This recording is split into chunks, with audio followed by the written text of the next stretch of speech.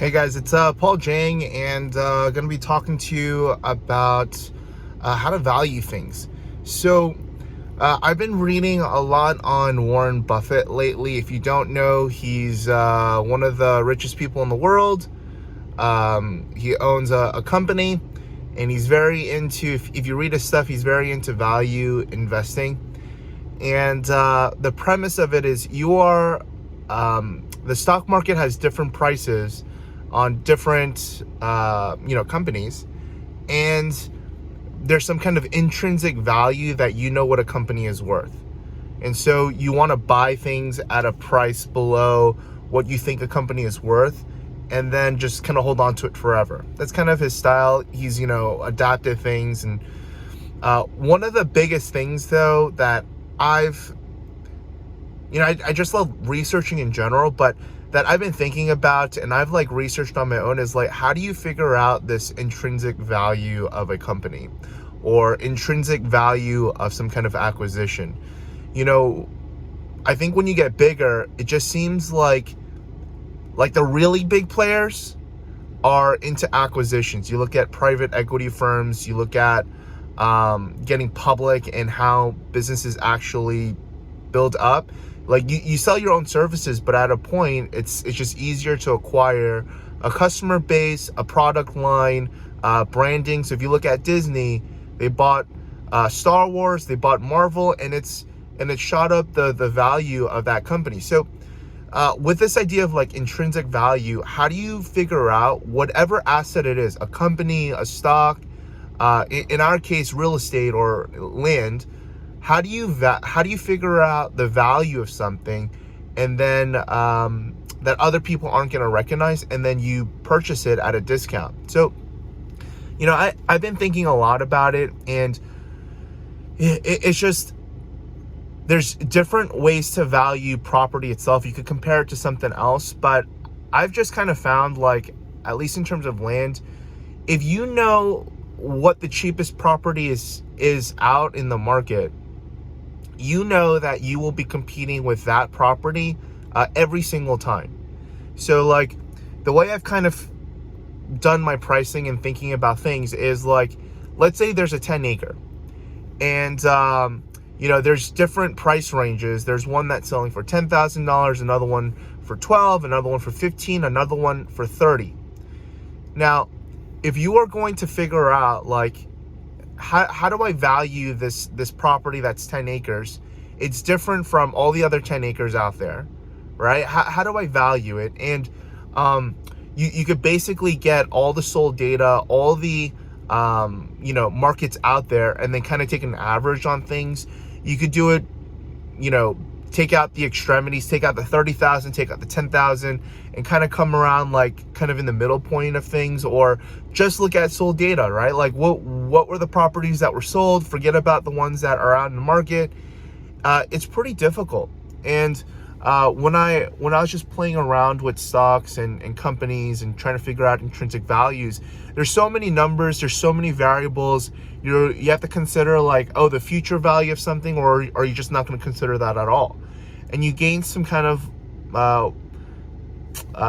philosophy on how you want to approach. If you're going to be a smart stock investor or a smart acquisition company person, or in our case real estate, you really have to know how you're going to value things.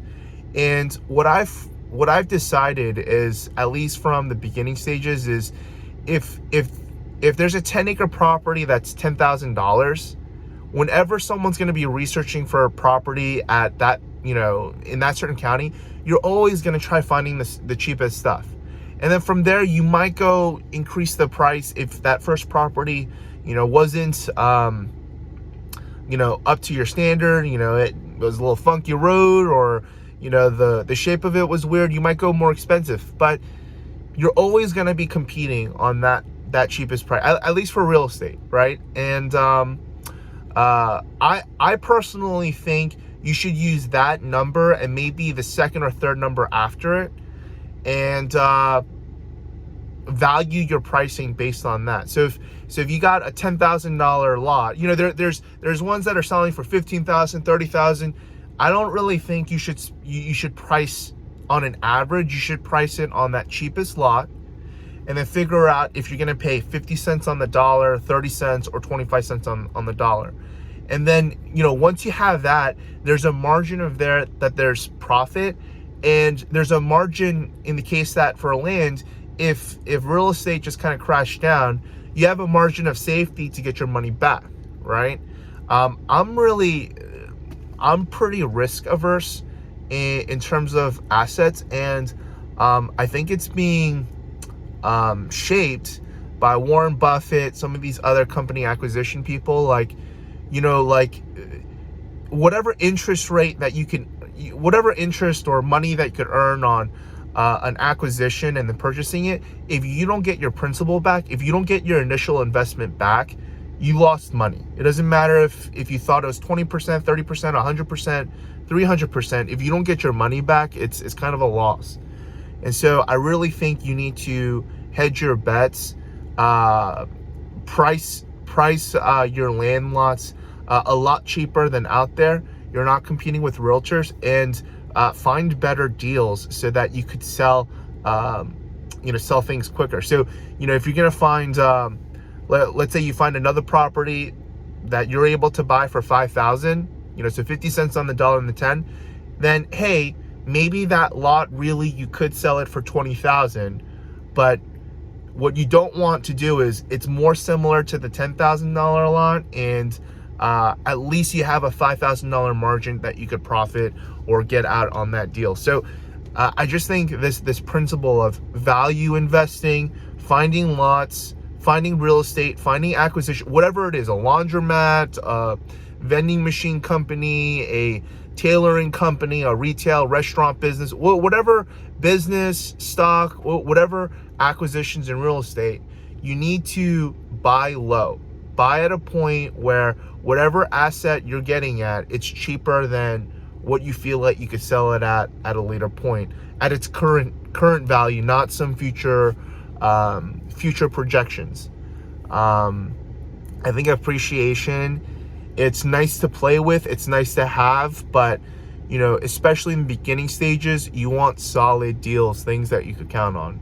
Later on when you have more money and you think markets are going to be developed, close to a city, and you want to get involved with that and you're willing to hold it for a little bit, that's a different game. But when you're just buying and selling, be competitive with what else is out in the market. And I think when you are pricing your offers and figuring out how you should value things, you should value them very conservatively and what you will buy something for. We're basically wholesalers buying things pennies on the dollar and trying to flip it for a profit. And this is this is in like all types of businesses. My friend is in the fish business, and he's a retailer / wholesaler. So he'll meet with fishermen or fisher girls and work out pricing where he'll buy things in bulk and then sell them to restaurants on wholesale prices where he marks it up, or he'll sell it individually in like farmer markets or at his store. But that's essentially what we're doing, buying things at a lower price point so that we could sell it later on. I think there's a lot of opportunity out there, and if you're willing to see what's out there and willing to make offers and have a pipeline of deals, you'll do well in this business, lands, and whatever else, So that's it. Take care. Have a good one.